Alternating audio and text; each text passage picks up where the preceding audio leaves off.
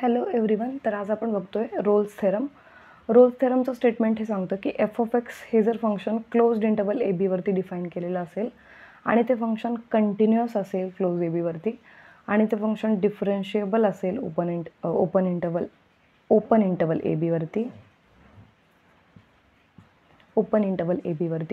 आणि ते function end पॉईंट्सला जर इक्वल असेल, म्हणजे एची इमेज आणि बीची इमेज दोन्ही जर इमेजेस इक्वल असतील तर तिथे एक पॉईंट सी एक्झिस्ट होतो ओपन इंटरवल ए बीमध्ये, such that F dash C is equal to 0. Okay, this is the simple statement of Rolle's theorem.